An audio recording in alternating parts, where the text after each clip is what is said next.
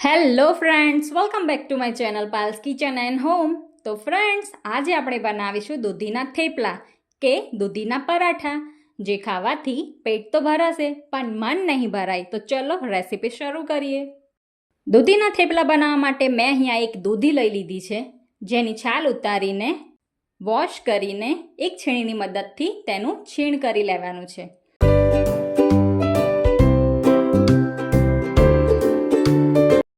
હવે દૂધીનું છીણ થઈ ગયું છે. દૂધીનું છીણ આ રીતે હાથમાં લઈને બંને હથેળીથી પ્રેસ કરીને દૂધીના છીણમાં રહેલું વધારાનું પાણી કાઢી લેવાનું છે.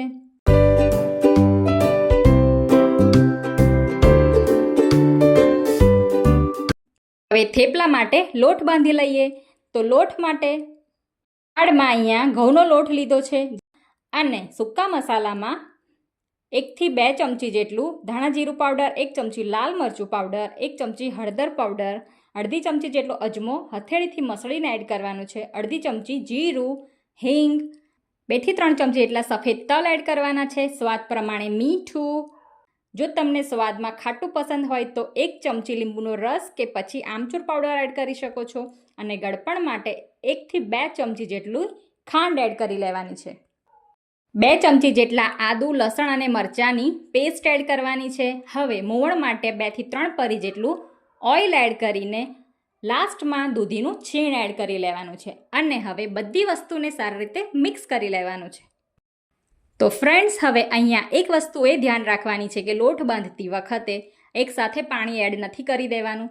થોડું થોડું પાણી એડ કરતા જઈને લોટ બાંધવાનું છે, કેમ કે દૂધીના છીણમાંથી પણ થોડું થોડું પાણી રિલીઝ થશે. તો થેપલાનો લોટ ઢીલો ના થઈ જાય તેનું ધ્યાન રાખવાનું છે. દૂધીના થેપલાનો લોટ આપણે થોડો કઠણ જ રાખવાનો છે. તો ફ્રેન્ડ્સ, આપણો લોટ બંધાઈ ગયો છે. તો ઉપરથી થોડું ઓઇલ એડ કરીને તેને 10 મિનિટ માટે રેસ્ટ પર રાખી લઈશું. 10 મિનિટ થઈ ગઈ છે. તો લોટમાંથી હવે નાના મીડિયમ સાઇઝના લુવા બનાવી લેવાના છે અને થેપલા વણતા જવાનું છે.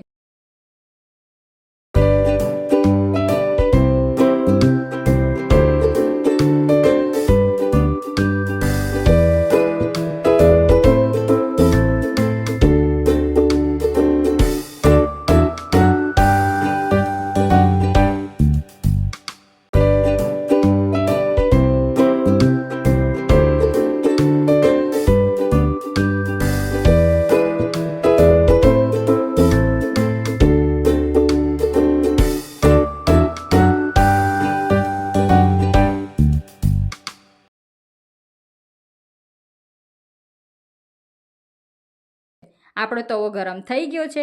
તો થેપલાની બંને સાઈડ ઓઇલ એપ્લાય કરીને અલટાવતા પલટાવતા ફેરવતા થેપલાને શેકી લેવાના છે. તો ફ્રેન્ડ્સ, આપણા દૂધીના થેપલા બનીને રેડી છે. તમે છોકરાઓને લંચ બોક્સમાં પણ આપી શકો છો અને સવારે કે સાંજે ચાય સાથે નાસ્તામાં પણ સર્વ કરી શકો છો. તો ફ્રેન્ડ્સ, જરૂરથી ટ્રાય કરજો આ રેસીપી. ફરી મળીશું એક નવી રેસીપી સાથે. ત્યાં સુધી બાય બાય. જય શ્રી કૃષ્ણ. રાધે રાધે.